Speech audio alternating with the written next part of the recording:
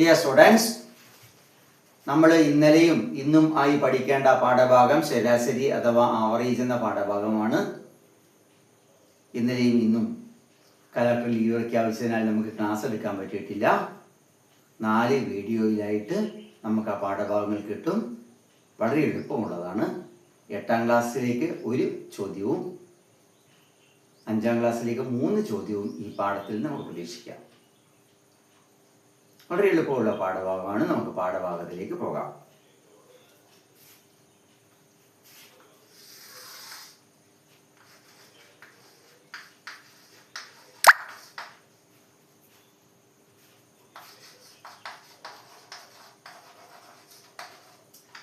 ശരാശരി അഥവാ ആവറേജ് ഒരു കൂട്ടം സംഖ്യകളുടെ തുകയെ അവയുടെ എണ്ണം കൊണ്ട് ഹരിച്ചാൽ എന്താണോ കിട്ടുക അതാണ് ശരാശരി. ഒരു കൂട്ടം സംഖ്യകളുടെ തുകയെ അവയുടെ എണ്ണം കൊണ്ട് ഹരിച്ചാൽ എന്താണോ കിട്ടുക അതാണ് ശരാശരി. Average is equal to sum of a set of numbers divided by number of that set. ആ സെറ്റിന്റെ നമ്പർ കൊണ്ട് ഡിവൈഡ് ചെയ്യണം. ഒരു ഉദാഹരണത്തിലൂടെ ഞാൻ പറയാം. 6ന്റെയും 4ന്റെയും ശരാശരി എത്രയാണ് എന്ന് നിങ്ങളോട് ചോദിച്ചാൽ, ചോദ്യം 6ന്റെയും 4ന്റെയും ശരാശരി എത്രയാണ്? അപ്പോൾ ശരാശരി എന്താണെന്നാണ് ഞാൻ പറഞ്ഞത്? സംഖ്യകളുടെ തുകയെ അവയുടെ എണ്ണം കൊണ്ട് ഹരിച്ചാൽ എന്താണോ കിട്ടുക അതാണ് ശരാശരി. അപ്പൊ നമുക്ക് നോക്കാം. 6ന്റെയും 4ന്റെയും തുക എത്രയാ? 6 കൂട്ടണം 4. അവ 2 എണ്ണമാണ് ഉള്ളത്. 6ഉം 4ഉം 10. 10/2 5. വളരെ വളരെ ഈസിയാണ് ഈ ചോദ്യം. 6ന്റെയും 4ന്റെയും ശരാശരി എത്ര? വേറെ ഒരു ചോദ്യം നമുക്ക് നോക്കാം. 1, 2, 3 എന്നിവയുടെ ശരാശരി എത്ര? ചോദ്യം 1, 2, 3 എന്നിവയുടെ ശരാശരി എത്ര? അപ്പോൾ ശരാശരി കണ്ടുപിടിക്കാൻ ഞാൻ എന്ത് ചെയ്യണം എന്നാണ് നിങ്ങളോട് പറഞ്ഞത്? സംഖ്യകളെല്ലാം കൂട്ടുക, എണ്ണം കൊണ്ട് ഹരിക്കുക. അപ്പൊ സംഖ്യകളെല്ലാം നമ്മൾ കൂട്ടി. ഏതൊക്കെയാ സംഖ്യകൾ? 1, 2, 3. അവ എത്ര എണ്ണം ഉണ്ട്? 1, 2, 3. 3 എണ്ണം ഉണ്ട്. 1, 2, 3. 3, 3, 6. 6നെ 3 കൊണ്ട് ഹരിച്ചാൽ 2. അപ്പോൾ ആദ്യത്തെ 3 എണ്ണൽ സംഖ്യകളുടെ ശരാശരി കാണുക എന്ന് പറഞ്ഞാൽ നമ്മൾ എന്ത് ചെയ്യണം? 1ഉം 2ഉം 3ഉം കൂട്ടണം. 3 എണ്ണമുണ്ട്, അതുകൊണ്ട് 3 കൊണ്ട് ഹരിച്ചു 2 എന്ന ഉത്തരം കിട്ടി. ഇതാണ് ശരാശരി. അപ്പോൾ ശരാശരി വളരെ വളരെ എളുപ്പമുള്ള കാര്യമാണ്. ഇനി നമുക്ക് പ്രോബ്ലംസിലേക്ക് പോകാം. ഓരോ പ്രോബ്ലവും നമുക്ക് ചെയ്തു നോക്കാം. നമുക്ക് ഇനി പ്രോബ്ലംസിലേക്ക് പോകാം മക്കളെ. ഒന്നാമത്തെ പ്രോബ്ലം, 8, 10 എന്നിവയുടെ ആവറേജ് എത്ര? ശരാശരി എത്ര? 8ന്റെയും 10ന്റെയും ശരാശരി എത്ര? 8ന്റെയും 10ന്റെയും ശരാശരി കാണാൻ നമ്മൾ എന്താണ് ചെയ്യുക? 8 കൂട്ടണം 10. 2 സംഖ്യകളുണ്ട്, അത് 2 കൊണ്ട് ഹരിച്ചു. 8ഉം 10ഉം 18. 18 ഹരണം 2 സമം 9. എന്തെളുപ്പമാണ്. 8ന്റെയും 10ന്റെയും ശരാശരി എത്രയാ? 9 എന്ന് കിട്ടും. വളരെ എളുപ്പമല്ലേ? നമുക്ക് പ്രോബ്ലം 2ലേക്ക് പോകാം.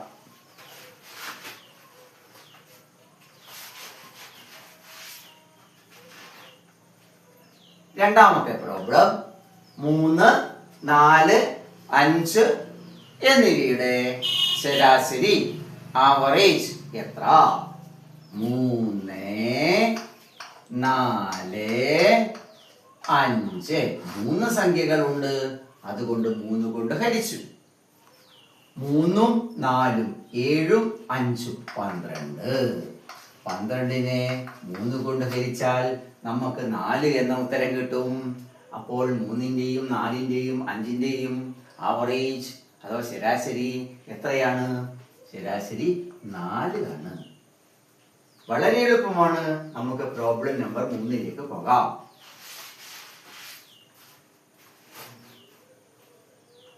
ആദ്യത്തെ 5 എണ്ണൽ സംഖ്യകളുടെ ശരാശരി എത്ര? What is the average of first 5 counting numbers? നമുക്ക് നോക്കാം. ആദ്യത്തെ 5 എണ്ണൽ സംഖ്യകൾ ഏതൊക്കെയാ? 1, 2, 3, 4, 5. ഇത് എത്ര എണ്ണം ഉണ്ട്? 1, 2, 3, 4, 5. 1, 2, 3, 3, 3, 6, 6, 4, 10, 10, 5, 15. 15-ൽ എത്ര 3 ഉണ്ട്? 5 3 ഉണ്ട്. അപ്പോൾ ശരാശരി എത്ര കിട്ടി? അപ്പോൾ ആദ്യത്തെ 5 എണ്ണൽ സംഖ്യകളുടെ ശരാശരി എന്ന് പറയുന്നത് 5 ആണ്. മനസ്സിലായില്ലേ? ഇനി നമുക്ക് അടുത്ത പ്രോബ്ലംസിലേക്ക് പോകാം. നമുക്ക് 4ാമത്തെ ചോദ്യത്തിലേക്ക് പോകാം. ഒരു കുട്ടിക്ക് 3 പരീക്ഷയിൽ കിട്ടിയ മാർക്ക്. ഒരു പരീക്ഷയിൽ 12 കിട്ടി, അടുത്ത പരീക്ഷയിൽ 20 കിട്ടി, അടുത്ത പരീക്ഷയിൽ 13 കിട്ടി. ചോദ്യം: മാർക്കുകളുടെ ശരാശരി എത്ര? അപ്പോൾ മാർക്കുകൾ നമുക്കറിയാം, 12, 20, 13. അപ്പോൾ അവിടെ ശരാശരി എങ്ങനെ കാണാം? 12 കൂട്ടണം 20 കൂട്ടണം 13. എത്ര മാർക്കുണ്ട്? 1 മാർക്ക്, 2 മാർക്ക്, 3 മാർക്ക്. 12ഉം 20ഉം 32ഉം 10 42ഉം 3 45. 45-ൽ 3 എത്ര പ്രാവശ്യം? 15 പ്രാവശ്യം. മാർക്കുകളുടെ ശരാശരി 15 ആണ്. അപ്പോൾ ശരാശരിയെ കുറിച്ച് ഇനി ആർക്കും ഒരു സംശയം ഉണ്ടാകരുത്. തന്നിരിക്കുന്ന സംഖ്യകളൊക്കെ കൂട്ടണം, അവയുടെ എണ്ണം കൊണ്ട് ഹരിക്കണം. അടുത്ത ഒരു ചോദ്യം ഹരണം അറിയുന്ന കുട്ടികൾക്കേ ചെയ്യാൻ കഴിയൂ. ഒരു പ്രാവശ്യം നവോദയ പരീക്ഷയ്ക്ക് വന്ന ഒരു ചോദ്യമാണ്. അപ്പോൾ നല്ലോണം നോക്കുക. ഹരണം നല്ലോണം അറിയണം. ഒരു ബെഞ്ചിൽ ഇരിക്കുന്ന 4 കുട്ടികളുടെ ഭാരങ്ങൾ. ഒരു കുട്ടിക്ക് 15 കിലോ ഉണ്ട്, അടുത്ത കുട്ടിക്ക് 10 കിലോ ഉണ്ട്, അടുത്ത കുട്ടിക്ക് 20 കിലോ ഉണ്ട്, അടുത്ത കുട്ടിക്ക് 25 കിലോ ഉണ്ട്. ഭാരങ്ങളുടെ ശരാശരി എത്ര? അപ്പോൾ നമ്മൾ ഇതുവരെ പഠിച്ച പ്രകാരം നമുക്ക് എങ്ങനെ ചെയ്യാം? 15 കൂട്ടണം 10 കൂട്ടണം 20 കൂട്ടണം 25 ബൈ 1, 2, 3, 4 കൊണ്ട് ഹരിക്കണം. അപ്പോൾ ആദ്യം നമുക്ക് കൂട്ടാം. 15ഉം 10ഉം 25ഉം 20ഉം 45ഉം 25ഉം 65.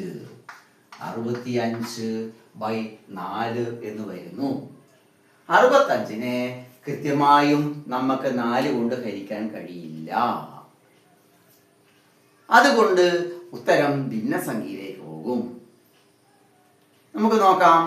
ഭിന്നസംഖ്യകൾ നമ്മൾ ദശാംശസംഖ്യകളും ഭിന്നസംഖ്യകളും നമ്മൾ പഠിച്ച കുട്ടികളാണ്. അപ്പോൾ നമുക്ക് നോക്കാം.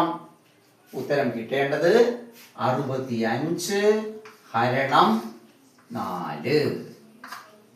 6-ൽ 4 ഒരു തവണ, ഒരു 4 4.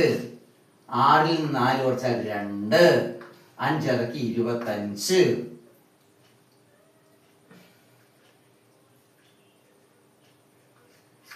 7 4 6 4 24. ഒന്ന് ബാക്കിയായില്ലേ മക്കളെ? അതുകൊണ്ട് ഉത്തരം 16 അല്ല. ദശാംശമിട്ട് ഒരു 0 ഇടണം. ദശാംശ സംഖ്യകൾ കൊണ്ടുള്ള ഹരണം ഞാൻ പഠിപ്പിച്ചതാണ്, ഓർക്കണം. 10-ൽ 4 2 പ്രാവശ്യം, 2 4 8, 2 ബാക്കി. 20-ൽ 5 4 20. അപ്പോൾ നിങ്ങൾ എഴുതേണ്ട ഉത്തരം 16.25 ആണ്. നിങ്ങൾക്കൊരു എളുപ്പം ഉണ്ടാവും. കാരണം നവോദയ പരീക്ഷയ്ക്ക് ഓപ്ഷൻ ഉണ്ടാകുമല്ലോ. ഓപ്ഷനിൽ 16 ഒരു ഓപ്ഷൻ മാത്രമേ ആ പ്രാവശ്യം വന്നിട്ടുണ്ടായിരുന്നുള്ളൂ. നിങ്ങൾക്കും അങ്ങനെ വരും. അപ്പോൾ 16 എന്ന ഉത്തരം കിട്ടിയാൽ അതിൻ്റെ കൂടെ 2.5 ആണ് എന്ന് മനസ്സിലാക്കാൻ ബുദ്ധിമുട്ടുണ്ടാവുകയില്ല. കാരണം 16 മറ്റുത്തരങ്ങൾ നിങ്ങളുടെ ഓപ്ഷനിൽ ഉണ്ടാവുകയില്ല. ഓക്കെ, കാരണം നിങ്ങൾ 5ാം ക്ലാസ്സിലെ കുട്ടികളല്ലേ, അപ്പോൾ നിങ്ങളെ പറ്റിക്കാൻ തരികയില്ല. ഓക്കെ, നമുക്ക് അടുത്ത ഭാഗത്തേക്ക് പോകാം. നമ്മൾ ഇതുവരെ സംഖ്യകൾ തന്നിട്ട് ശരാശരി കാണാനാണ് പഠിച്ചത്. അപ്പോൾ ശരാശരി എന്ന് പറഞ്ഞാൽ ശരാശരി സമം തുക ബൈ എണ്ണം. അപ്പോൾ ഇവിടെ 3 കാര്യങ്ങളെ നമ്മൾ പരസ്പരം ബന്ധിപ്പിക്കുന്നു. ആരെയൊക്കെ? ശരാശരി. അപ്പോൾ ശരാശരി കാണാൻ നമ്മൾ പഠിച്ചു. ഇനി തുക കാണാൻ ചോദ്യം വരാം, എണ്ണം കാണാൻ ചോദ്യം വരാം. അതിൽ തുക കാണുന്നത് എങ്ങനെ എന്ന് കൂടി ഇന്ന് നമ്മൾക്ക് പഠിക്കണം. എണ്ണം അടുത്ത ക്ലാസ്സിൽ പഠിക്കാം. അപ്പോൾ നിങ്ങൾക്ക് തുക കാണാൻ വന്നാൽ നിങ്ങൾ എഴുതണം തുക സമം ശരാശരി ഗുണിക്കണം എണ്ണം. ഇത് കാണാതെ പഠിച്ചു വെക്കണം.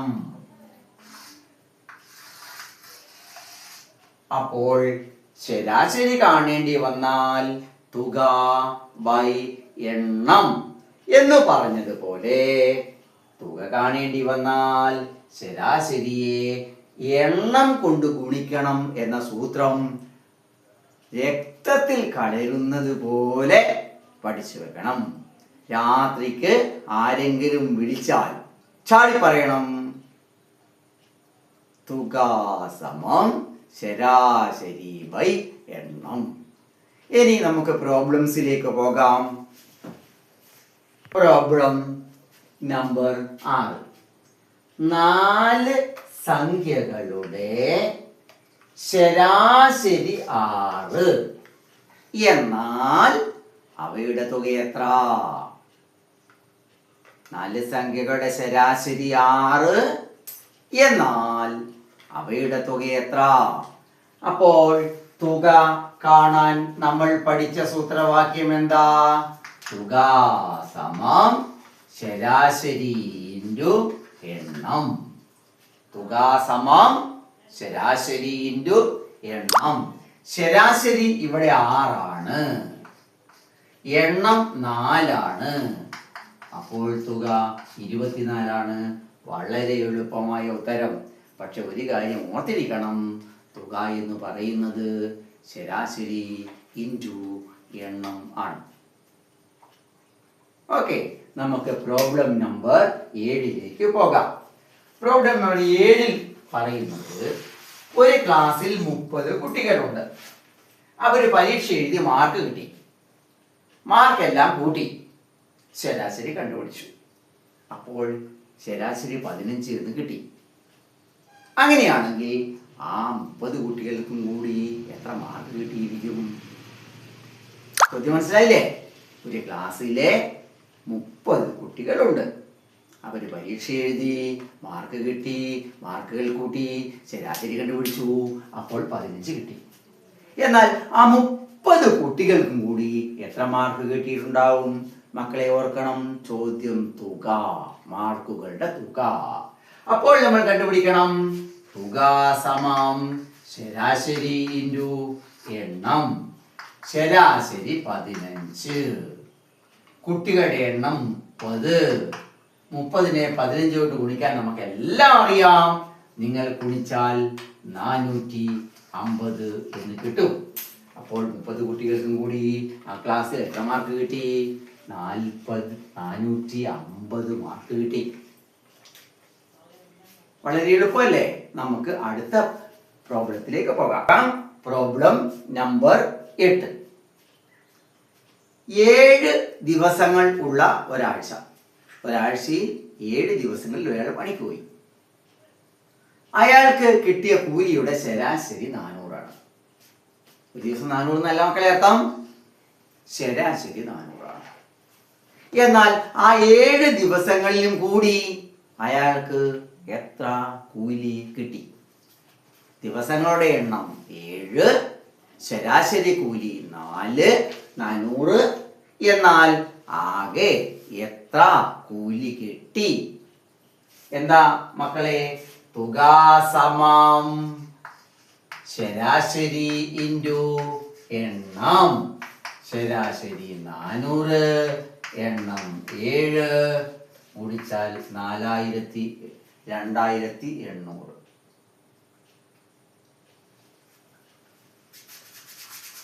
7, 4, 27, 2700. ഓക്കെ, 2800 രൂപ കിട്ടും. നമുക്ക് അടുത്ത പ്രോബ്ലം നോക്കാം. 4 സംഖ്യകളുടെ ശരാശരി 12. എന്നാൽ അവയുടെ തുക എത്ര? 4 സംഖ്യകളുടെ ശരാശരി 12. എന്നാൽ അവയുടെ തുക എത്ര? 4 ഇൻറ്റു 12 സമം 48. 4 സംഖ്യയുടെ ശരാശരി 12 ആയാൽ അവയുടെ തുക 48 ആണ്. ഇനി നമുക്ക് അടുത്ത പ്രോബ്ലത്തിലേക്ക് പോകാം. ഇന്നത്തെ ക്ലാസിന്റെ അവസാനത്തെ പ്രോബ്ലം, പ്രോബ്ലം നമ്പർ 10. 5 സംഖ്യകളുടെ ശരാശരി 6. എന്നാൽ സംഖ്യകളുടെ തുക എത്ര? ഒരു വിഷമവുമില്ല മക്കളെ. 5 ഇൻറ്റു 6 സമം 30.